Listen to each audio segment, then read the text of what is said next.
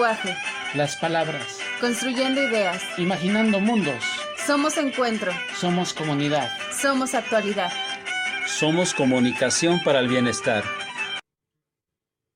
Hola, ¿qué tal? Les damos la bienvenida a la Mesa Salud y Comunicación para el Bienestar que estamos presentando en el marco del 20º aniversario del Foro Social Mundial, que este año tendría su sede en nuestro país, México, pero que por cuestiones de la pandemia ha encontrado su espacio en el mundo virtual.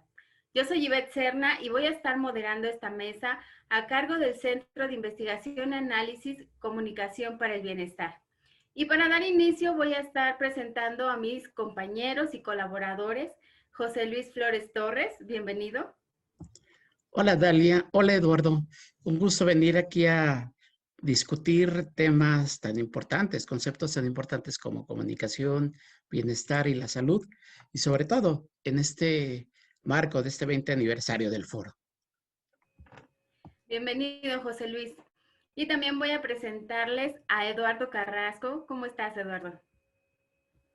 Contento de estar con ustedes, de reencontrarnos a través de esta plataforma y compartiendo con todas las amigas y amigos del Foro Social Mundial. Muy agradecido por esta oportunidad de intercambiar algunas de nuestras ideas. Saludos. Bueno, pues yo no sé si cuando nos planteamos el tema de esta mesa estábamos conscientes del reto que representaba.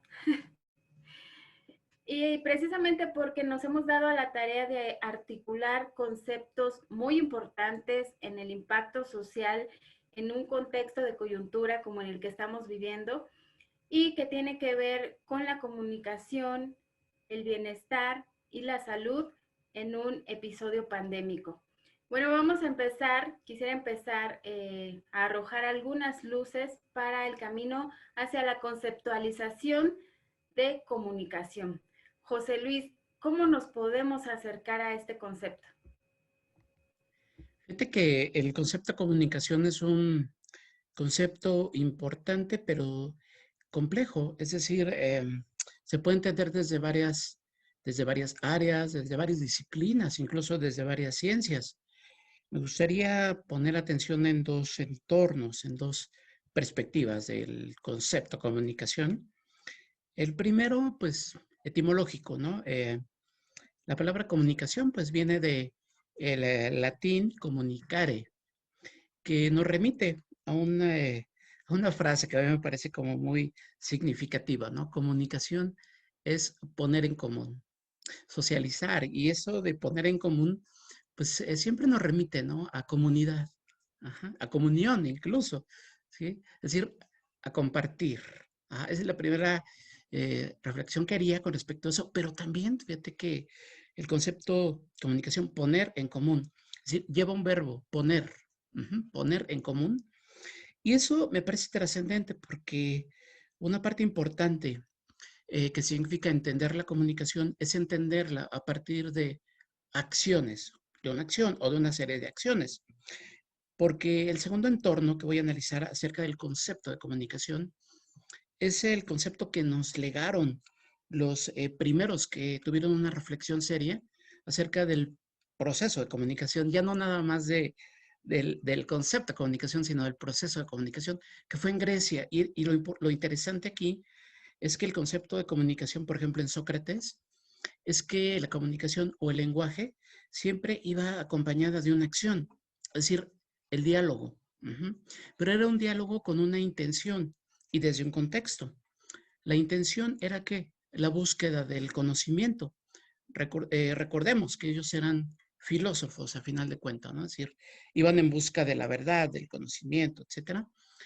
Platón lo que le agrega es el concepto pues de la retórica, y me parece que ahí complejiza el concepto de comunicación porque ahí nos enseña esas dos caras de la comunicación como una fuente para acceder a la verdad, pero por otro lado el engaño, es decir, la retórica tendría por ahí una perspectiva ahí medio negativa, por así decirlo. Y eso lo rescata también Aristóteles, justamente en la manera que él tiene no solo de conceptualizar la comunicación, sino de explicar el proceso de comunicación a partir de tres pasos o de tres elementos.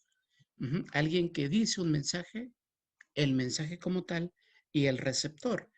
Y el concepto aristotélico de la comunicación, pues va acompañada de otra acción, la acción de la persuasión, es decir, convencer. Y aquí me parece que nos ligamos con dos elementos bien importantes de la comunicación que a mí me parecen bien vigentes, es decir, la comunicación como un acceso a la verdad, como una herramienta que nos puede llevar hacia la verdad, hacia decir la verdad, hacia difundir la verdad, o bien hacia el convencimiento, utilizando estrategias, utilizando la retórica, incluso utilizando la mentira, no en la búsqueda de la verdad, sino en la búsqueda del convencimiento.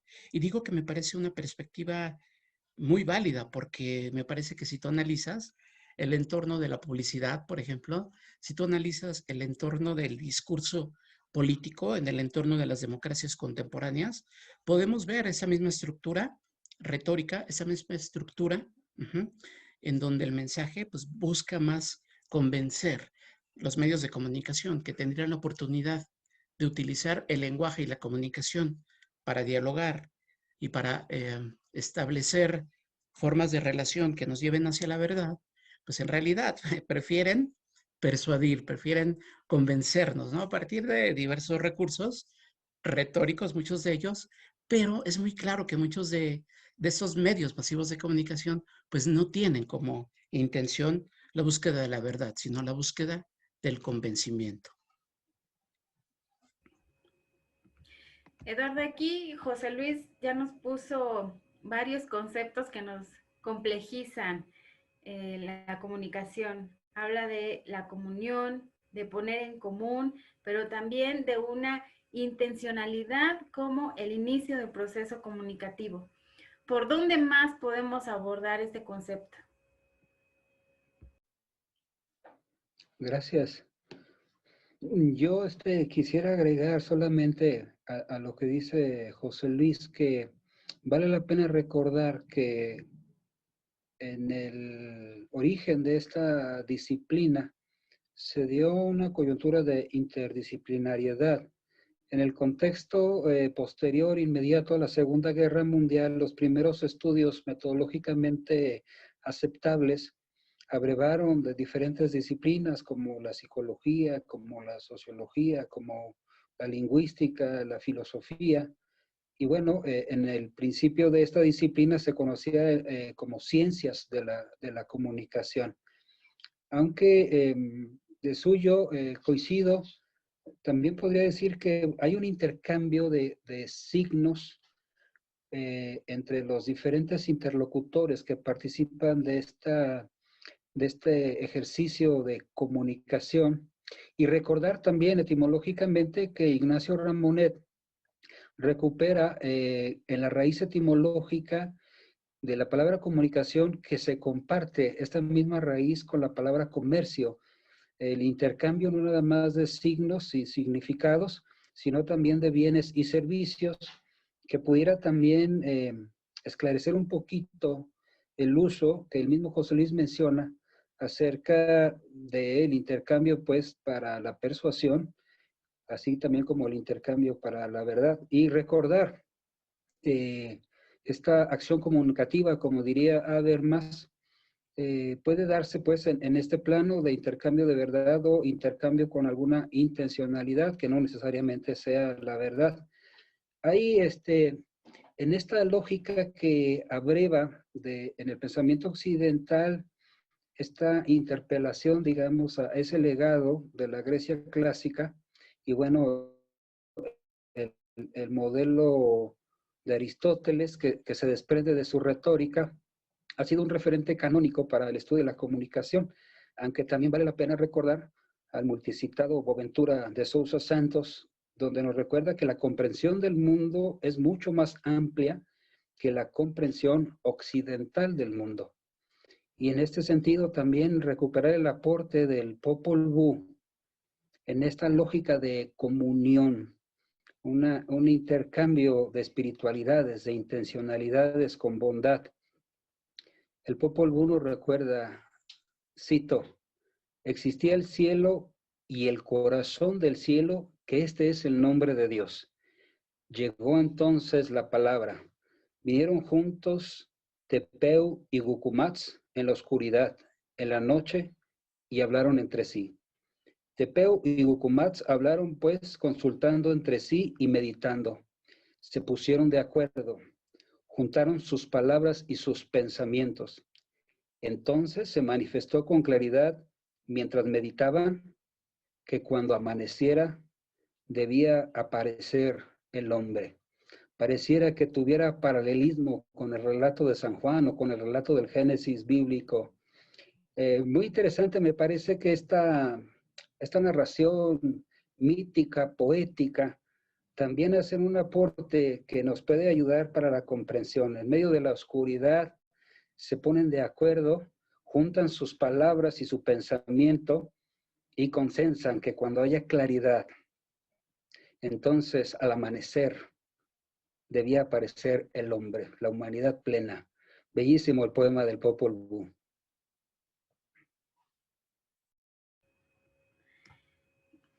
Ahora que los escucho, me viene a la mente que parece que el elemento que nos conjuga, no solo en el acto comunicativo, sino como hombres, como raza humana, es la palabra que nos crea, que nos forma y donde habitamos. Un poco me hace recordar a Heidegger cuando dice que la palabra es la casa del ser, ¿no? Nuestro lenguaje es lo que nos da la construcción del mundo como lo comprendemos. También el lenguaje es, como decía José Luis, la herramienta que nos permite acercarnos a la verdad, pero también puede ser el limitante que nos impida llegar justamente al conocimiento de esa verdad que estamos anhelando. Pero parece que en esta búsqueda de la verdad, en esta búsqueda del conocimiento, la comunicación juega un papel importante porque es precisamente este intercambio al que ustedes hacen referencia también, este intercambio de significados que nos llevan a la producción social de sentido de aquello que nos importa, de aquello que es importante para una comunidad y aquello que nos va ampliando nuestra concepción del mundo.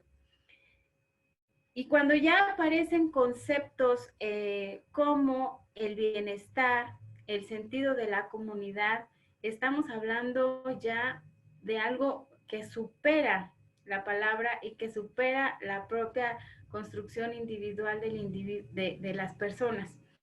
Y aquí es donde quiero llegar justamente al segundo concepto, que es el del bienestar. ¿Cómo nos podemos acercar desde esta primera comprensión a este concepto, José Luis? Fíjate, Dalia, que me gustaría referirme a este concepto del bienestar, haciendo un poquito un recorrido, incluso brevemente histórico, acerca de cómo esos conceptos, cómo los podemos llamar economicistas, se fueron introduciendo al área de las teorías de comunicación.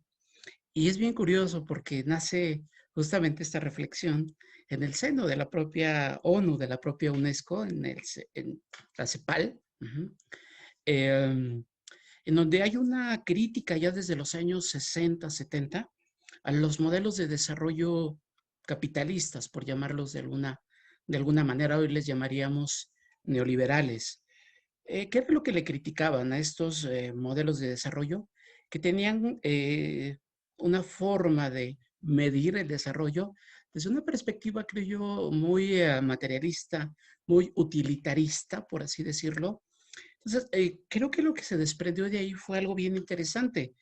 Fueron teorías que, a final de cuentas, autores como Luis Ramiro Beltrán, Juan Díaz Bordenave, pues le sirvieron para bordar esas teorías de comunicación para el desarrollo, justamente que se planteaban, desde mi perspectiva, objetivos bien interesantes. Es decir, eran bien conscientes que la comunicación, pues, no iba a ser un factor que iba a generar que la gente, que las personas dejaran de ser pobres, por así decirlo, pero que sí era un factor, la comunicación, que iba a, de alguna manera, mejorar sus condiciones de vida, por así decirlo.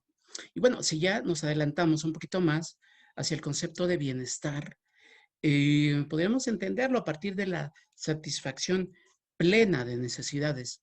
Y pongo un subrayado ahí en la palabra plena, porque me parece que en ese concepto de lo pleno irían involucrados elementos, ¿cómo le podemos llamar? Utilitaristas, medibles, que tendrían cabida en el concepto de desarrollo, pero también hay otro tipo de conceptos, también hay otro tipo de necesidades, también hay otro tipo de realidades, por así decirlo, que tendrían que ver con la satisfacción pues, de ese bienestar, por así decirlo. Es decir, variables como la confianza, variables como el amor, variables como la felicidad, ajá, variables como el orgullo, la confianza, ¿sí? Me parece que son elementos que tendrían que tomarse en cuenta, que tendrían que tomarse en consideración, por ponerte algunos ejemplos, y que complementan mucho en muchos sentidos el concepto de bienestar, que aquí creo que pasaría de lo colectivo también a lo individual, es decir, cada uno de nosotros tendría como una manera diferente o un concepto diferente de lo que es bienestar, es decir, cada uno necesitaría cosas diferentes y también en diferentes cantidades, por así decirlo, ¿no? Entonces, me parece que el concepto bienestar rebasa esa perspectiva utilitarista, esa perspectiva cuantitativa que, pues, heredada de la Segunda Guerra Mundial y que dio pie al concepto de desarrollo. Le puedes poner desarrollo humano, desarrollo, etcétera, pero bueno, siguen siendo como modelos de desarrollo que se miden desde perspectivas utilitaristas, economistas, etcétera, ¿no? Y que no dan cabida como a otras formas, por así decirlo, de acceder al bienestar. Eduardo, ¿cómo podemos ir introduciendo el concepto del bienestar en un contexto económico donde el modelo neoliberal es el que controla la política pública y la política social de nuestros países, donde estos macroindicadores como el Producto Interno Bruto o el ingreso per cápita parecen ser los únicos parámetros para medir el desarrollo de las poblaciones y qué modificaciones debería haber desde los gobiernos para ir avanzando más en el concepto del desarrollo. Esto te lo pregunto en el marco de que el día de ayer en nuestro país, México, se dieron a conocer los resultados del último censo de población y vivienda que se levantó en el primer trimestre del año pasado, cuando, bueno, estábamos iniciando este tema pandémico en nuestro país. Pero que, bueno, el instrumento cuantitativo del que nos hablaba José Luis, pues no deja de seguir esta misma lógica neoliberal, esta forma tan occidental de ver al mundo. ¿Cómo lo podemos introducir en este contexto?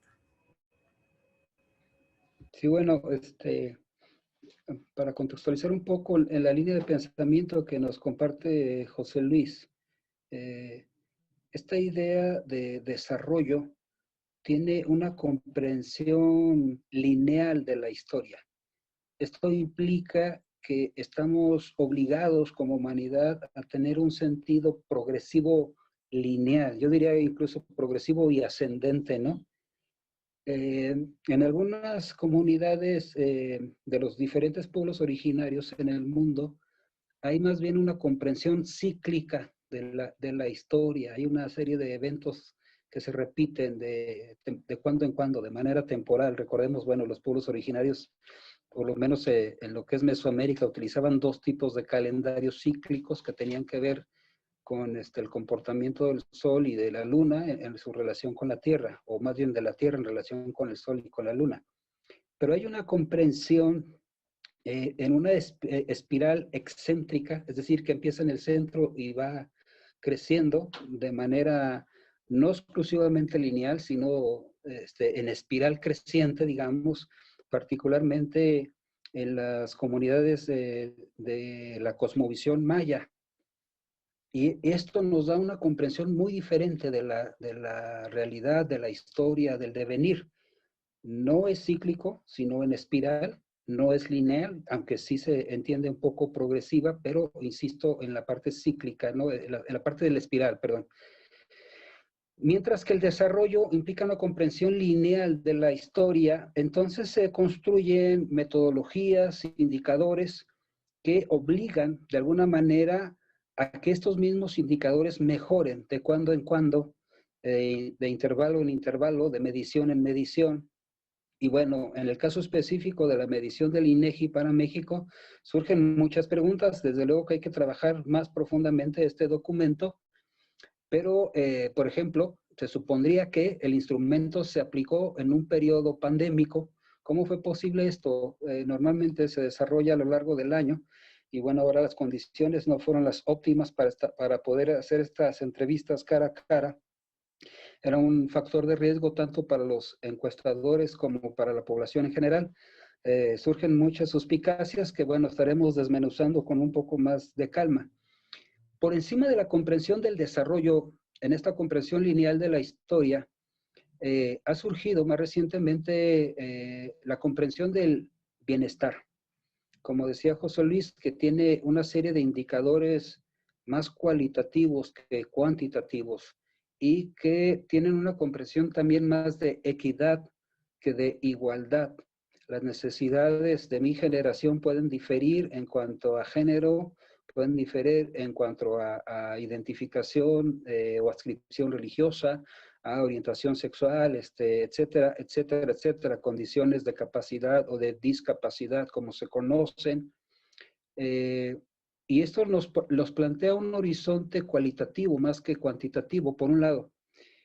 Y más recientemente incluso se complejiza todavía más con el énfasis que lanza el vicepresidente del Estado Plurinacional de Bolivia, David Choquehuanca, un hombre aymara, que propone incluso todavía por encima del bienestar el buen vivir.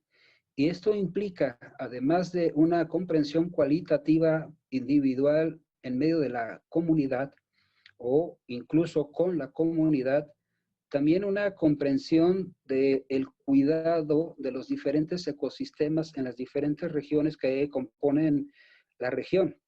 Amartya Sen, aquel premio Nobel de Economía, había referido la propuesta acerca del bienestar. Me parece que es complejizada más con lo que propone Choquehuanca y que no es tampoco novedad, hay que decirlo. Lo que es novedoso es que él en su calidad de vicepresidente de Bolivia lo ponga en la mesa, que recupera en realidad las llamadas epistemologías en plural del sur, diferentes cosmovisiones, diferentes comprensiones de la realidad que abonan al bienestar. Y esto tiene que ver, desde luego, con aquella comprensión que propone el estado de bienestar, que tiene que ver con una renta básica, pero también con la recomprensión del mundo, por lo menos en nuestra región, del mundo prehispanizado. Prefiero decir prehispanizado que prehispánico, ¿no? Recordemos que la hispanización de esta región del mundo, bueno, fue por la vía de la violencia, por la vía de la imposición. Sin embargo, estas cosmovisiones de la región de la América Latina abonan, conservando aún mucho de su legado histórico ancestral después de 500 años de historia. ¿Cómo ha sido esto posible? ¿Por qué se ha mantenido? Son preguntas interesantísimas que vale la pena recuperar. Yo pondría este énfasis en la comprensión cualitativa, en la cuestión, en los aspectos diferenciados por encima de la lógica del desarrollo, que hicieron su abono en la lógica de la comunicación para el desarrollo, o como se llamaba originalmente, Communication and Development, quizás ahora con esta comunicación para el bienestar. Sí, y siguiendo esta línea de que la comprensión occidental del mundo no es la única forma de comprender el mundo, Traigo aquí a Antonio Pascual, ¿sí? Cuando nos propone que debemos dejar de ver a la comunicación en este sentido instrumentalista, mediológico, occidental y humanizar más a la comunicación, ¿no? Y aquí lo uno un poco con lo que decía José Luis de la comunicación como la herramienta para llegar a la construcción de estos procesos de acción comunitaria que nos va a llevar a un estado de bienestar.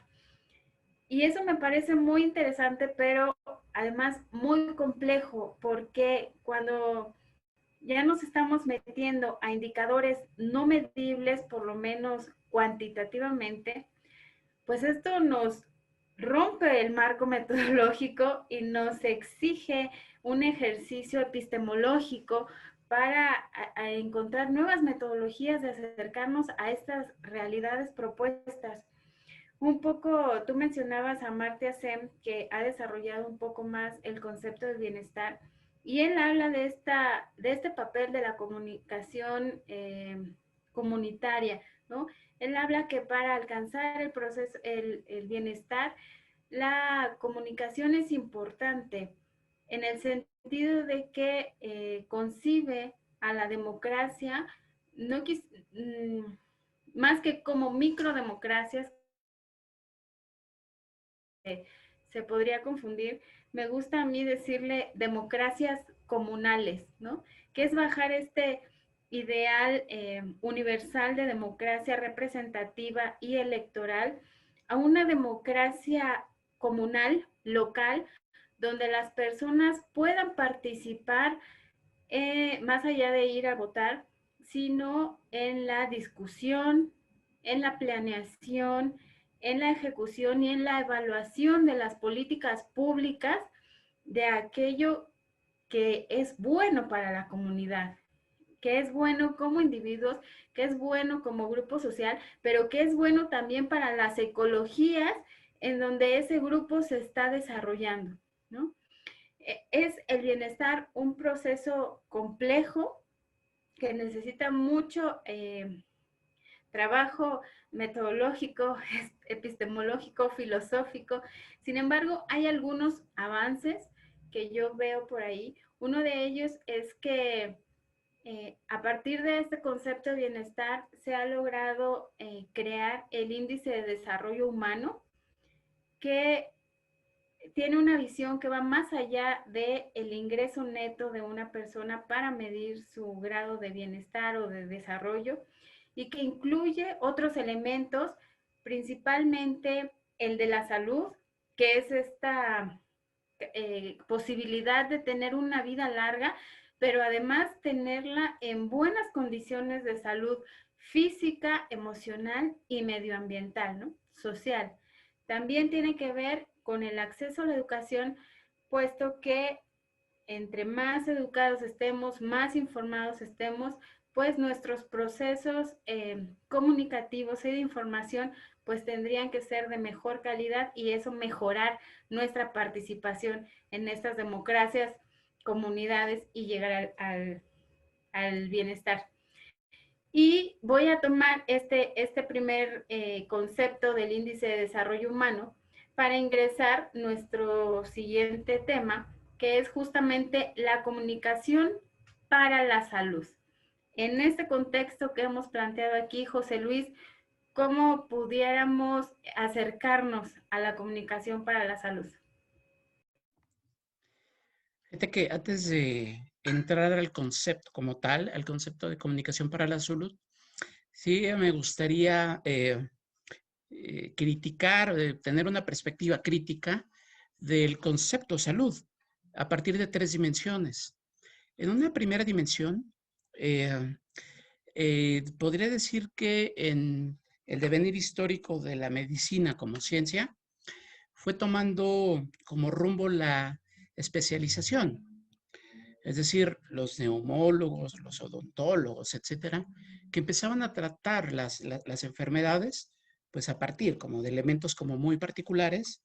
Y me parece que ahí se empezó a dejar de tomar en cuenta otras variables que a lo mejor tendrían que ver pues en el impacto de la salud en las personas.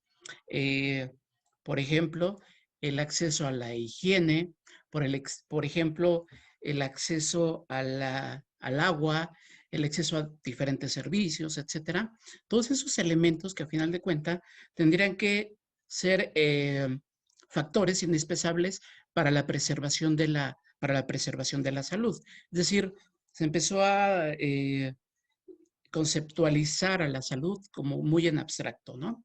A partir del tratamiento de una parte del cuerpo, muy en específico, por así decirlo. La segunda parte que quisiera decir, la segunda dimensión en donde iría mi crítica, es que me parece que los esfuerzos de la salud van más por remediar una enfermedad que por la prevención de las enfermedades.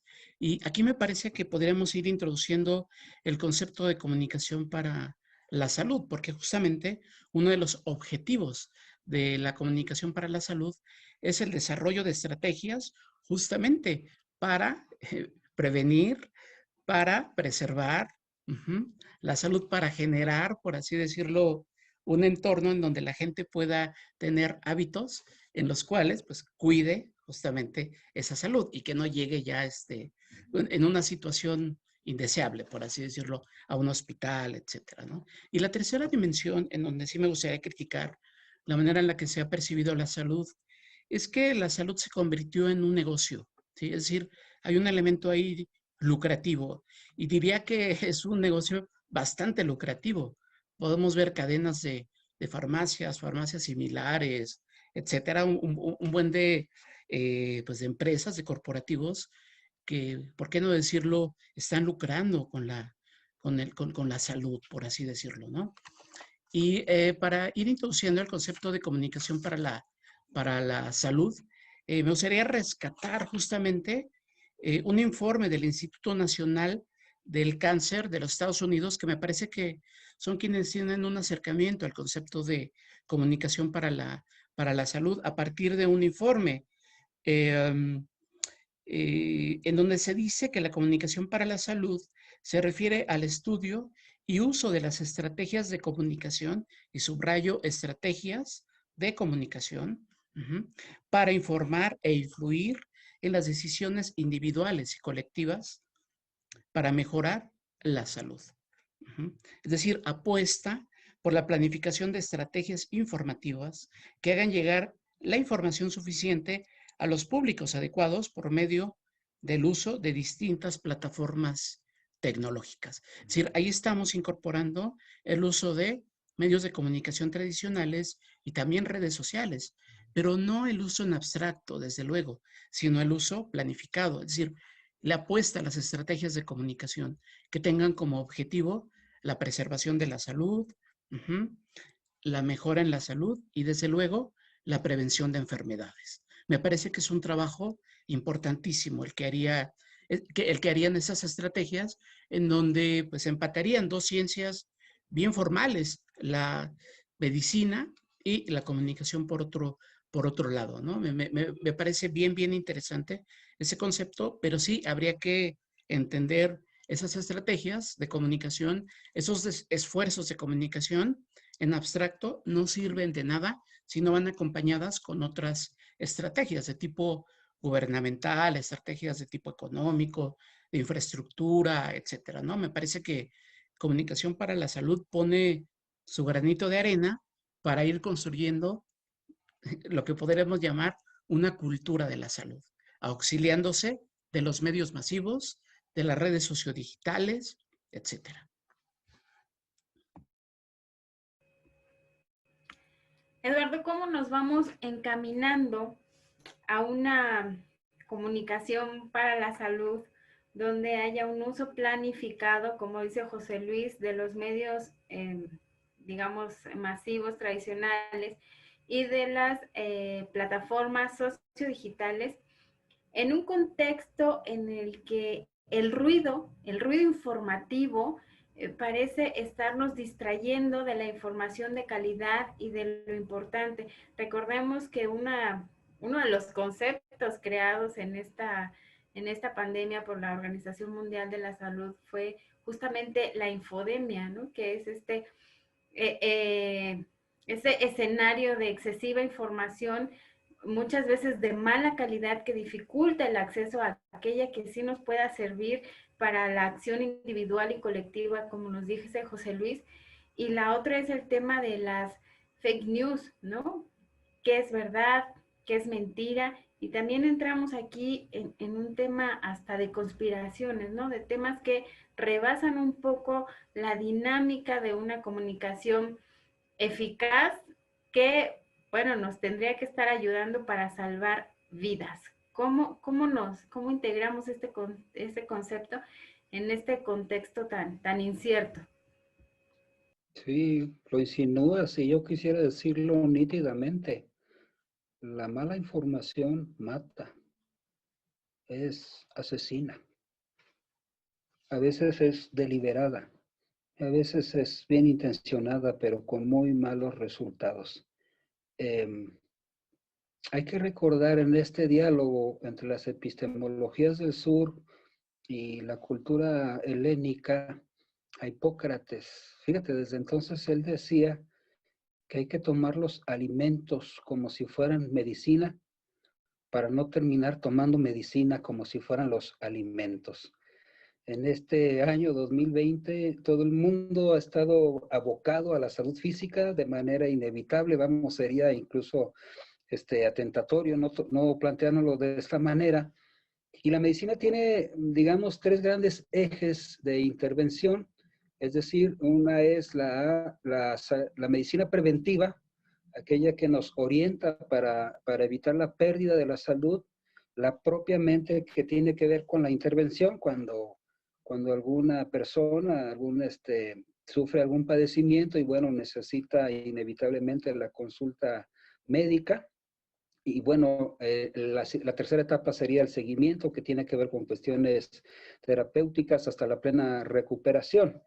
Estas tres grandes áreas de intervención de la medicina son reconocidas por la Organización Mundial de la Salud, que a su vez también recupera estas medicinas, estos saberes tradicionales, en el mejor de los casos apenas como paliativos, aunque para muchos pueblos originarios son los tratamientos cotidianos y de primer acceso, que son mucho más fáciles que incluso la consulta con un médico alópata. Estos saberes tradicionales han ayudado milenariamente a diferentes pueblos originarios. Por otro lado, quisiera comenzar también que hay un tratamiento, un seguimiento de investigación muy serio de parte de la Organización Mundial de la Salud que tiene que ver con la adherencia. Muchos pacientes, muchas personas pacientes, cuando tienen la necesidad de la intervención para la recuperación de la salud, son prescritos con algún tratamiento X o Z y que por múltiples razones no cumplen. Unos por la falta de convencimiento acerca de las recomendaciones médicas, pero otro por la imposibilidad de acceder a los mismos tratamientos, ¿no? Y muchas veces no tiene que ver con la capacidad del bolsillo, sino con la disponibilidad del tratamiento, como puede ser ahora el caso de la vacuna. Hay gente que podría pagarla, pero bueno, ni siquiera se ha terminado de producir en cantidades suficientes. Un ejemplo nada más por mencionarlo. La salud tiene estas tres áreas desde la ciencia médica, pero tienen que ver con la salud física, como hemos comentado, y yo agregaría otras tres grandes áreas: la salud anímica, o esto que se ha venido comentando, la salud comunitaria, no nada más desde el ámbito psicológico personal, sino también, digamos, nuestras relaciones interpersonales. Como pueblos latinoamericanos, esta pandemia nos ha traído, además de los retos que ha traído para el resto del mundo, la incapacidad de tocarnos, la incapacidad, la limitación de abrazarnos, ¿no? O de apapacharnos, como nos enseña nuestro legado prehispánico. No podemos acercarnos a los que amamos por salud de ellos y por salud propia, especialmente cuando nuestros seres queridos son de la tercera o cuarta edad. La salud anímica me refiero yo pues sí, al bienestar personal, anímico, pero también a la salud comunitaria. Y entonces aquí nos enfrentamos a otro tipo de retos, la convivencia armónica, los retos de seguridad. Hay que recordar que una de las recomendaciones principales ante la pandemia es el lavado frecuente de manos. Y hay comunidades que no tienen acceso al agua potable, por ejemplo, ¿no? Entonces aquí cobra una dimensión de justicia social, la salud. No se trata nada más de tener acceso a personal médico, alópata o de los saberes tradicionales, sino también de tener acceso a los bienes indispensables para la salud, la calidad del aire, la calidad del agua, la calidad de la tierra, que también tiene que ser muy cuidada. Y quisiera agregar, si me lo permiten, la comprensión de la salud espiritual, no con una lógica religiosa de la cristiandad. Quisiera recordar a Desmond Tutu, este arzobispo negro de Sudáfrica, que tiene un libro que se llama Dios no es cristiano. Lo dice un arzobispo anglicano cristiano. Desde luego Dios es Dios por encima de la cristiandad, ¿no? Estoy pensando en la intencionalidad para la convivencia, ¿no? Se ha mencionado, me parece con mucho tino, la intencionalidad del intercambio para la construcción, pero también del intercambio para el lucro y el beneficio ególatra o egoísta de una sola de las partes, ¿no? Yo pienso en la salud espiritual, en donde sea posible la convivencia armónica aún en la discrepancia. Y un aspecto muy importante, no podemos tener salud humana si no tenemos salud ecológica. Me parece que una de las lecciones más importantes de esta pandemia es darnos cuenta que necesitamos un planeta sano para vivir una humanidad sana y una humanidad sana para tener un planeta sano en los diferentes ecosistemas regionales. Todo parece indicar que esta pandemia es de origen zoonótico, está prácticamente por confirmarse. No es que los chinos coman murciélago, comen pangolín, y que todo parece indicar que por el factor humano la convivencia entre el pangolín y el murciélago se dio muy probablemente en los traslados del mercado negro de estas especies. El pangolín sí es comestible en China, más o menos parecido al armadillo en México, que también es comestible en algunas regiones del país. Y también recordar, México es un país riquísimo en biodiversidad, especialmente en los roedores, lo cual nos pone un foco de atención en nuestras interacciones en los diferentes ecosistemas de todo el país. Salud física, salud anímica, salud espiritual, salud ecológica, en una comprensión holística, digamos, integral del bienestar de todas estas áreas. Depende del bienestar propio, pero también el bienestar comunitario. Esta pandemia nos ha enseñado que si tú te cuidas, pero yo no me cuido, los pongo en riesgo a todos ustedes y a sus seres queridos, y viceversa. Si yo me cuido, pero tú no te cuidas, todos estamos expuestos. Una lección durísima, fortísima, pero que esperamos que todos aprendamos de ello. Nadie, somos una isla, todos dependemos de todos. Me parece muy interesante el planteamiento que ambos hacen en coincidir en que la salud va más allá del bienestar físico, que tiene que ver con factores externos de comunidad, de medio ambiente, pero también nos hace reflexionar sobre la importancia de la otredad en mi bienestar y en su bienestar. Como dice Eduardo, no estoy yo solo, sino que dependo del que está a mi lado para que mi salud, en este sentido holístico, pues sea la mejor posible. Y acá me gustaría leerles de forma textual la definición que hace la Organización Mundial de la Salud sobre salud, que dice, es un estado completo de bienestar físico, mental y social, y no solamente la ausencia de afecciones o enfermedades. Y me parece importante compartirlo porque justamente aquí la Organización Mundial de la Salud ya está reconociendo que la salud es una parte fundamental de un estado de bienestar, de algo que supera a mi yo físico y va a mi entorno, a mi comunidad y a las relaciones que estoy formando con los otros, pero también con el medio ambiente, ¿no? Con los animales, con las plantas de mi comunidad, con el cuidado de los ríos, el agua, que es muy importante en este episodio pandémico. Y por el otro lado, desde la visión de la justicia social de la que nos habla Eduardo, en un entorno ideal, todos deberíamos tener las mismas oportunidades y los mismos recursos para poder enfrentar una situación de crisis sanitaria como la que estamos viviendo y poderla superar de la mejor manera, pero al mismo tiempo tener todos las mismas responsabilidades hacia uno mismo, hacia el otro y hacia la comunidad en general. Y bueno, esto sin duda nos lleva a un cambio de paradigma del modelo economicista, utilitarista, donde el beneficio del otro o de una parte, como dice José Luis, o de la gran empresa, pues parece ser lo único que importa, ¿no? Y entonces aquí me gustaría que insertáramos el concepto de la comunicación para el bienestar, justamente como el camino para lograr un mejor escenario en el corto plazo de justicia social, por lo menos. ¿Cómo podríamos ir integrándolo, José Luis? Fíjense que a mí me da la impresión de que el concepto de comunicación para el bienestar es un concepto que aún está en construcción, que habría que entender en su justa dimensión lo que implican esos dos conceptos juntos, comunicación y bienestar.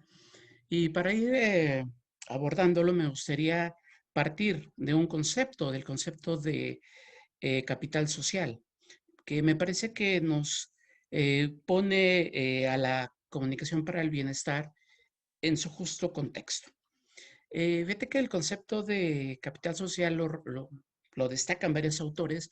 Hay una definición muy interesante que propone justamente Pierre Bourdieu, que la voy a citar, sería un agregado de los recursos reales o potenciales que se vinculan con la posesión de una red duradera de relaciones más o menos institucionalizadas de conocimiento y reconocimiento mutuo. Me parece que este concepto lo podemos vincular con comunicación a partir de 3 niveles. La primera dimensión o el primer nivel es que me parece que está proponiendo formas de organización, pero formas de organización en red, es decir, redes sociales, no redes sociodigitales, sino redes sociales humanas, ¿sí? Pero redes sociales de apoyo, ¿sí? Eso me parece que es un escenario bien interesante, ¿no? El otro concepto es el de comunidad, es decir, no entiende el capital social fuera de un entorno de comunidad, de confianza en el uno, en el otro, en el reconocimiento mutuo, etc. Y por último, me parece que hay un concepto implícito ahí, que es el concepto de identidad. Es decir, esas formas o relaciones sociales, relaciones de comunicación, de apoyo, en principio las estamos forjando, las estamos formando con gente muy próxima, con gente con las cuales nos estamos identificando, familiares, amigos, etcétera. Es decir, serían un reflejo de identidades, en donde me parece que tendríamos que tener un concepto muchísimo más amplio de lo que es la identidad. Es decir, no identidades locales, no identidades cerradas, sino una perspectiva más, por así decirlo, global de la identidad, en donde pues tenga cabida el otro, entre comillas, ¿no? El que no, de alguna manera lo identifico como próximo a mí, ¿no? Con mis elementos culturales, etcétera, ¿no? Habría un elemento ahí de respeto. Entonces, me parece bien interesante ese concepto, el concepto de capital social. Y a partir de ahí me parece que ya podemos empezar a hablar de comunicación para el bienestar. Y me permití hacer una pequeña definición, un pequeño concepto de lo que es comunicación para el bienestar. Y creo que la comunicación para el bienestar en principio solo es posible en un entorno democrático y en relación a actos de comunicación que a su vez generen acciones que sirvan como guía confiable para los ciudadanos y en donde la comunicación se pueda considerar un conjunto de relaciones sociales con altos niveles de apoyo entre estos propios ciudadanos, que se asumen a sí mismos como pares o no, y en donde existen las suficientes relaciones de confianza tales que proporcionan la generación de diferentes formas de interacción social capaces de forjar un sentido de comunidad. A mí lo que me parece interesante aquí del concepto de comunicación para el bienestar es que la comunicación en abstracto no le va a dar bienestar a la gente. Lo que le va a dar serían relaciones sociales de apoyo, formas de organización en comunidad que estarían generando acciones que en efecto, de manera democrática, podrían llevar a la satisfacción pues de necesidades además diferenciadas, por así decirlo. Entonces, habría que entender el concepto de comunicación para el bienestar en ese sentido, no como una solución en abstracto, sino como una herramienta que podría generar las relaciones sociales de apoyo suficientes para generar un sentido de comunidad. Y bueno, pues en ese sentido de comunidad, pues es tan importante el uno como el otro, desde luego, ¿no?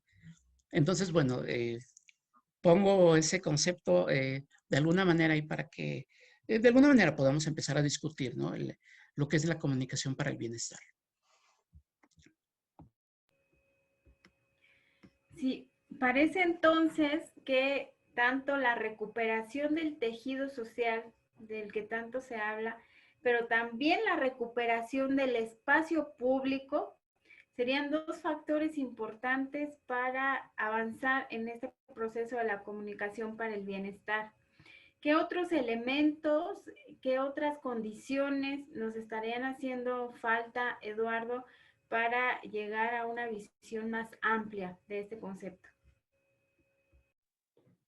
Sí, perdón, antes de entrarle a este planteamiento que pones en la mesa, nada más quisiera agregar, tú mencionaste, me parece muy atinadamente la importancia de las especies vegetales, las especies animales, el agua, el aire, pero un punto importante es también el aspecto mineral. Cuando trastocamos los espacios minerales, estamos trastocando el hábitat de diferentes especies animales y vegetales, y bueno, esto también trae consecuencias. Nada más para hacer esta mención que se me hace importante, la minería también tiene que estar sujeta a esta corresponsabilidad comunal, ¿no? Y bueno, ahora sí, entrando a esto que comentas, quisiera insistir en el Popol Vuh, en esto que ya había comentado. Tepeu y Gucumats, desde el corazón del cielo, que es el nombre de Dios, dice el Popol Vuh, se pusieron de acuerdo, juntaron sus palabras y su pensamiento. Entonces se manifestó con claridad mientras meditaban que cuando amaneciera debía aparecer la humanidad. Hay una forma artística originalmente de la música, pero que mimetiza con diferentes expresiones artísticas, que es la armonía. Y me parece que esto puede ayudarnos en la comprensión de la comunicación para el bienestar. En una orquesta, en un lado se ubican los alientos, en otro las cuerdas, en otro las percusiones. Cada músico tiene su instrumento y cada músico tiene su propia partitura, pero cuando hay un consenso, cuando se juntan sus pensamientos y sus palabras, entonces surge la armonía, incluso con algunos virtuosos que pueden armonizar perfectamente, aunque pareciera que están ejecutando algo de manera aislada. Se puede hacer la conjunción de expresiones bellísimas de arte, ¿no? Armonizar en la diferencia es, creo yo, un reto de la comunicación para el bienestar. Coincido en esto que dice José Luis, es la base, ¿verdad? El basamento para la construcción. En este intercambio de signos y de significados, poder avanzar comunitariamente, a poder avanzar colectivamente. Incluso yo creo que la diferencia y la discrepancia, cuando son auténticas y se ponen sobre la mesa, nos enriquecen, particularmente la otredad, o para complejizarlo todavía más, las otredades, ¿no? Las otredades de la neurodiversidad, de la diversidad que se me hace ya limitada para esto que estamos planteando. Podríamos hablar de pluralidad, de complejidad de ser humano, de los diferentes pueblos originarios, de los diferentes grupos étnicos, de los nativos en diferentes regiones, del sur geopolítico y también del norte geopolítico, con los que necesitamos intercambiar y dialogar para poder impulsar una agenda común, insistiendo en que no somos islas, todos dependemos de todos. Y como decíamos hace algunos días en el canal de Comunicación para el Bienestar, citando a Dostoyevsky, ¿verdad? Todos somos responsables de todo ante todos, y yo el primero de todos. Siguiendo esta analogía de la orquesta que nos compartes, pienso que México es una gran orquesta de 68 instrumentos diferentes, 68 lenguas originarias, además del español, pero que representan 68 cosmogonías diferentes, 68 formas distintas de comprender el mundo. Y regresando un poco al planteamiento inicial que nos hacías, de que hay más formas, además de esta occidental, de comprender al mundo, pues estamos tratando de comprender aquí que hay incluso muchísimas más de las que pudiéramos imaginar en un primer momento. 68 formas nada más en México, pero que cada uno de nuestros países latinoamericanos, multinacionales, plurinacionales, existe una riqueza también de estas visiones, y que solo cuando seamos capaces de unir nuestras palabras, de lograr esta armonía a través del diálogo y de la comprensión y del respeto del otro, pues va a aparecer la luz de la humanidad, ¿no? El bienestar de esta agenda en común, de lo que nos importa. Y bueno, antes de seguir con los puntos que tenemos en la agenda para esta mesa, yo quiero comentarles que nos han llegado aquí un par de preguntas a través de las plataformas sociodigitales de Comunicación para el Bienestar. Y la primera es de la Ciudad de México y va dirigida a José Luis.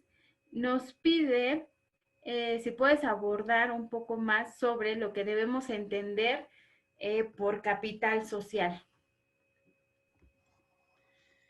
Sí, fíjate que capital social es un concepto que tiene su trayectoria en la sociología, en la filosofía. Por ahí ya lo plantea Marx, por ahí en el Capital. Por ahí Durkheim también se refiere a capital social. Bourdieu, como lo acabo de comentar. Barry Wellman lo incorpora, entre otros autores, al estudio de las redes sociodigitales. Pero fíjate que hay un concepto que me parece que es bien sencillito, pero que encarna lo que es el sentido de lo que es el capital social. Y es un concepto de Francis Fukuyama que dice que el capital social hace que puedan existir relaciones de cooperación entre al menos dos partes. Entonces, básicamente es eso, es decir, capital social como una herramienta que estaría generando relaciones de cooperación, relaciones sociales de apoyo, en donde pues se serían implicados conceptos como cohesión, confianza, apoyo, y desde luego creo que lo más importante de capital social es que estaría generando relaciones sociales significativas, ¿no?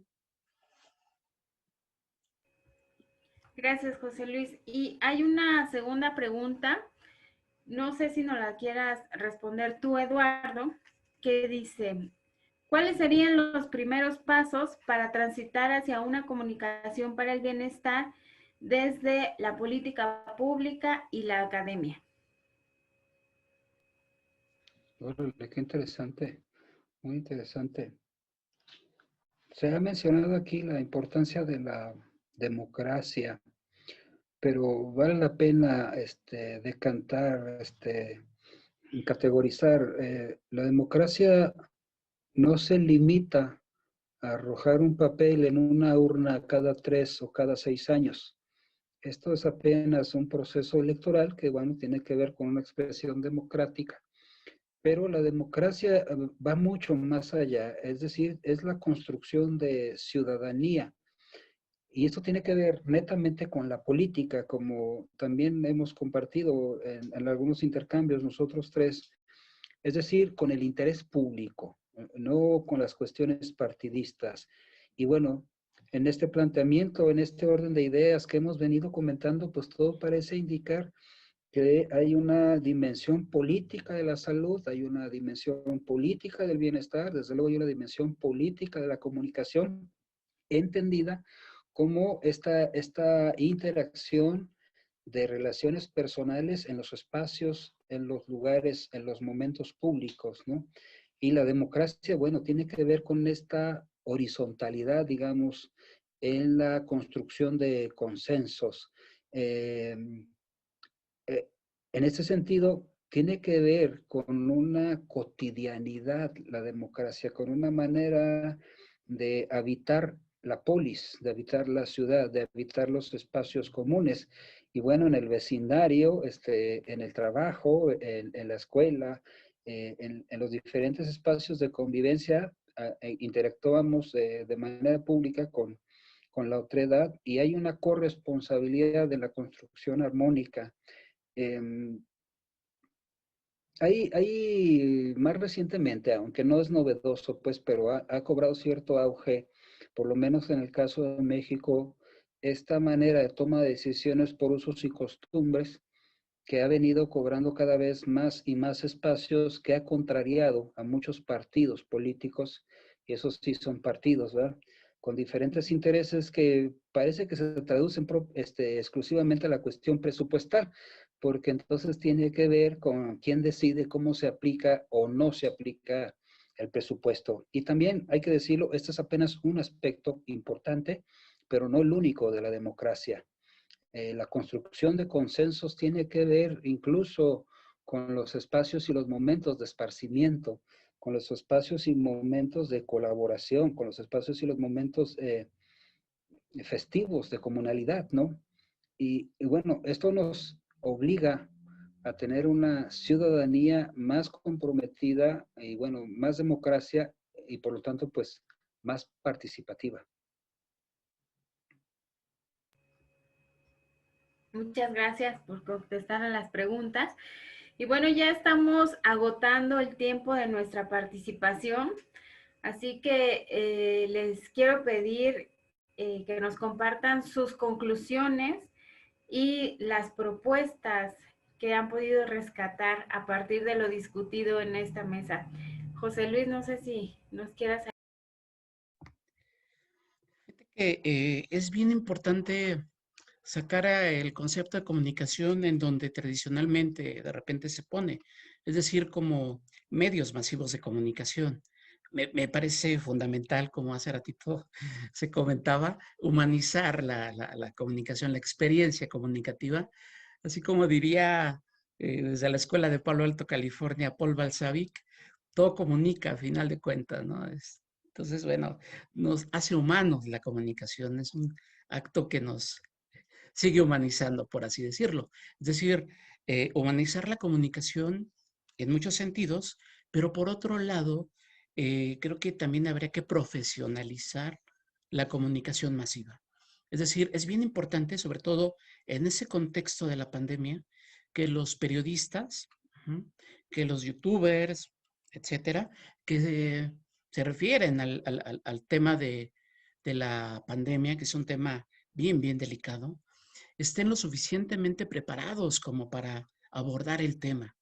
Y ahí está los conceptos de comunicación para la salud, justamente, en donde pues nos hablan justamente de los perfiles que tendrían que tener esos profesionales de la comunicación, que tendrían que estarse involucrando en ese tipo de temas relacionados con la salud, un tema, huelga decirlo, delicado, en donde se exige profesionalismo, desde luego conocimiento, es decir, es una de las áreas, creo yo, más especializadas del periodismo y de la comunicación, pero por otro lado, seres humanos con una empatía y con un sentido de la ética que pues ni aborden los temas, sobre todo ahorita del COVID, desde una perspectiva trágica, morbosa, etcétera, pero que tampoco la romanticen, ¿no? Porque de repente tampoco es bueno, ¿no? Los extremos. Entonces, me parece que por ahí iría como mi reflexión y mi propuesta, es decir, sacar a la comunicación el concepto de comunicación, de ese contexto en el que de repente se le pone, es decir, medios masivos de comunicación, humanizar la comunicación, y por otro lado, profesionalizarla, ya sí estamos hablando en términos concretos de la comunicación masiva. Pues es un adeudo, este, pero que urge, ¿no? La profesionalización de los periodistas, de los comunicadores, de los profesionales de la comunicación, sobre todo en el contexto de la pandemia. Eduardo, ¿con qué te quedarías de lo que se ha discutido en esta mesa y cuáles consideras que serían los pendientes? Yo sé que es incipiente la comunicación para el bienestar, pero ¿cuáles serían los siguientes pasos? Sí, bueno, como también se ha comentado por aquí, estamos aproximándonos con esta propuesta base para la construcción conceptual y los trabajos consecuentes que se pudieran dar a partir de esta comunicación para el bienestar y con aquellos referentes que se han mencionado, ya superados en la lógica de la comunicación para el desarrollo, por lo menos.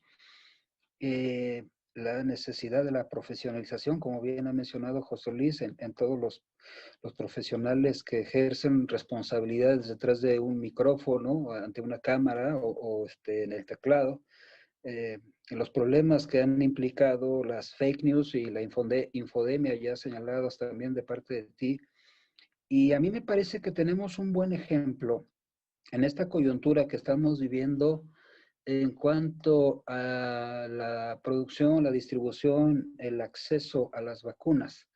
Creo que esto ilustra de una manera muy interesante el gran desafío que tiene la comunicación para el bienestar. Es un producto escaso, se está produciendo con las limitaciones incluso de la industria internacional para poder dar cobertura a nivel global. Y hay una serie de jaloneos con intereses de sectores que no necesariamente son ni vulnerables como lo son otros, ni estratégicos como lo son, por ejemplo, todo el personal, las mujeres y los hombres de la salud. Las personas de la tercera edad que parece que son más vulnerables, por lo menos hasta ahorita lo que sabemos el estado del arte en cuestión de la COVID. Y bueno, hay otros sectores, poco más jóvenes que pareciera que podíamos enfrentar, espero que no suceda, pero algún contagio de esta pandemia. Y esto es una necesidad global. Hay los países del norte geopolítico, por ejemplo, recordemos Canadá, tiene ya precompra incluso de un sobrepedido de vacunas, tiene vacunas en exceso para la cantidad de población que tiene. Mientras otros países de la región no tienen ni siquiera la posibilidad de hacer esta precompra, ¿no?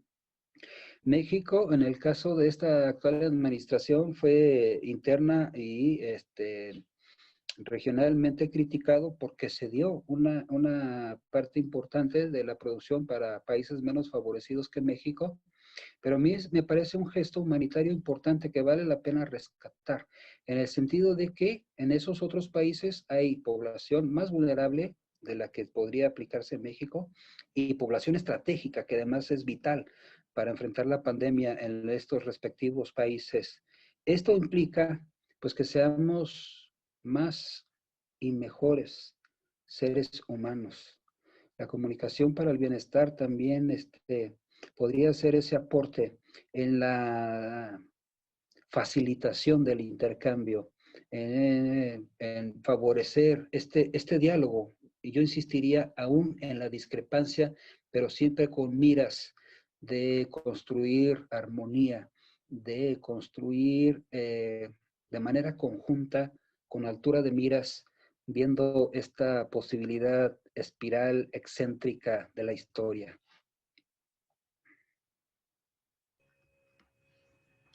Coincido con ustedes en cuanto hay una necesidad de profesionalizar el ejercicio periodístico y la labor de los grandes medios masivos de comunicación, pero también con la necesidad de ser personas más humanas, ¿no? Considero que hay que rescatar el valor de la palabra, pero de la palabra responsable, de la palabra bien intencionada, como lo hemos dicho aquí, pero también de la palabra empoderada y participativa, que nos ayude a problematizar el modelo democrático en el que nos estamos desarrollando para poder encontrar nuevas formas y nuevos espacios de incidencia real de la ciudadanía y de la comunidad en la aplicación, diseño e, insisto, evaluación de las políticas públicas que nos orienten a una situación de bienestar, ¿no? Y bueno, así es como llegamos al final de esta mesa.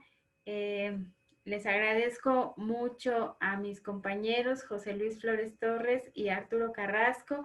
No sé si tuvieran algo más que decir, que se haya quedado por ahí en el tintero antes de despedirnos. Solo un agradecimiento, desde luego, por la invitación y esta posibilidad de discutir esos conceptos y la invitación. Queda como que la propuesta abierta para seguirlo discutiendo. Me parece que son temas que, como decíamos hace ratito, pues están en construcción. Y bienvenido el diálogo, ¿no? Ese es apenas el inicio, ¿sí? de esta conversación y de esta construcción justamente de los conceptos. Pues igual, refrendo lo que dice José Luis, agradecer, reconocer al Foro Social Mundial la apertura para este tipo de espacios, agradecer a todos los que han seguido esta conversación, invitarles también a que nos compartan sus puntos de vista, a que armonicemos aún en la discrepancia, a que armonicemos aún en la diferencia para que juntos podamos construir este mundo alternativo, esta globalización alternativa donde seamos más y mejores humanos. Muchas gracias. Y gracias, Ivette, por tu conducción. Bueno, pues muchas gracias a ustedes, muchas gracias a todos los que nos han acompañado y nos han seguido a través de nuestras diferentes plataformas. También agradecemos al Foro Social Mundial por el espacio que hoy nos brinda y por todos estos esfuerzos que está haciendo. Son 20 años de esfuerzo continuo, conjunto, para crear nuevas formas de ver el mundo, de nuevas formas de comprendernos y buscar estos espacios reflexivos que nos lleven a ser mucho más humanos. Pues muchas gracias y nos estamos viendo en otras intervenciones. Hasta luego.